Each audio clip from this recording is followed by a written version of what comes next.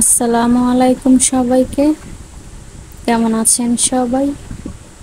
আশা করছি আল্লাহ তাআলার অশেষ রহমতে সবাই অনেক ভালো আছেন। আমরাও আপনাদের দোয়ায় ও ভালোবাসায় আলহামদুলিল্লাহ অনেক ভালো আছি। আজকে আপনাদের মজাদার মোরগ পোলাও রান্না করে দেখাবো। আশা করছি সম্পূর্ণ ভিডিওটি আপনারা দেখবেন। যারা ইউটিউব থেকে দেখবেন চ্যানেলটা সাবস্ক্রাইব করে আমার পাশেই থেকে যাবেন। বাহির থেকে কিনে খাওয়াচ্ছে, বাসায় অনেক মজা করে রান্না করলে সবাই মিলে খেতে পারবেন। মোরগ পোলাও রান্নার জন্য এখানে কক মুরগি কেটে পানি দিয়ে পরিষ্কার করে ধুয়ে নিয়েছি। সবাই একটি লাইক দিয়ে প্রথম থেকে শেষ পর্যন্ত ভিডিওটি কন্টিনিউ করবেন।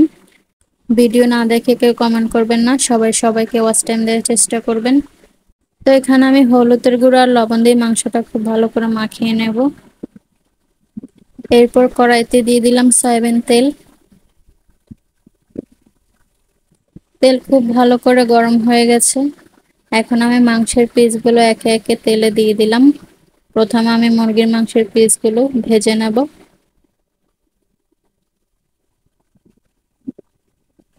এক পাশ হয়ে গেছে, কিছুক্ষণ পর মাংসের পিসগুলো একবার আমি উল্টিয়ে দেব। মাংসগুলো হালকা করে ভেজে নেব। মাংসগুলো আমার ভাজা হয়ে গেছে, এখন আমি রান্না করব। তো সাথে থাকুন কিভাবে রান্না করি। রান্নার জন্য কড়াইয়ে সয়াবিন তেল দিয়ে দিলাম। তেল গরম হওয়ার পর পেঁয়াজ কুচি দিয়ে দিলাম। পেঁয়াজগুলো একটু নেড়ে ছেড়ে দেব। পেঁয়াজগুলো বাদামি রং হওয়ার পর পেঁয়াজ বাটা দিয়ে দিলাম। এরপর আরো একবার খুব ভালো করে নেড়ে ছেড়ে দেব। এরপর একে একে দিয়ে দিলাম রসুন বাটা,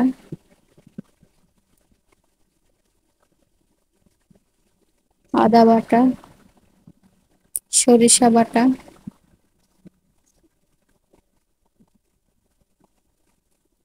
আবারও খুব ভালো করে নেড়ে ছেড়ে দিলাম। এরপর দিয়ে দিলাম একে একে মরিচের গুঁড়ো,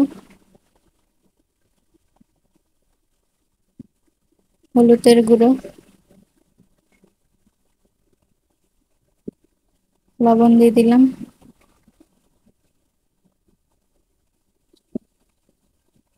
গরম মশলা গুঁড়ো। এই গরম মশলা গুঁড়োতে সবকিছু আছে, জয়িত্রী, জায়ফল, লং, এলাচ। এরপর সামান্য পানি দিয়ে দিলাম। এখন আমি কিছু টমেটো কুচি দিয়ে খুব ভালো করে নেড়ে ছেড়ে দিয়ে মশলাটা বেশ কিছুক্ষণ কষিয়ে নেব।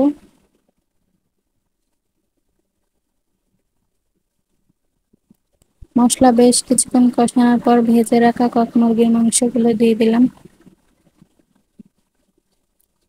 এখন আমি মাংসগুলো খুব ভালো করে নেড়ে ছেড়ে দিয়ে বেশ কিছুক্ষণ কষিয়ে নেব। মাংস বেশ কিছুক্ষণ কষানোর পর খুবই সুন্দর একটা কালার আসছে দেখুন। এরপর রান্নার জন্য পর্যাপ্ত পরিমাণে পানি দিয়ে দিলাম। এই পানিতেই আমার রান্না হয়ে যাবে। এখন আমি খুব ভালো করে নেড়ে ছেড়ে ঢাকনা দিয়ে ঢেকে বেশ কিছুক্ষণ রান্না করে নেব।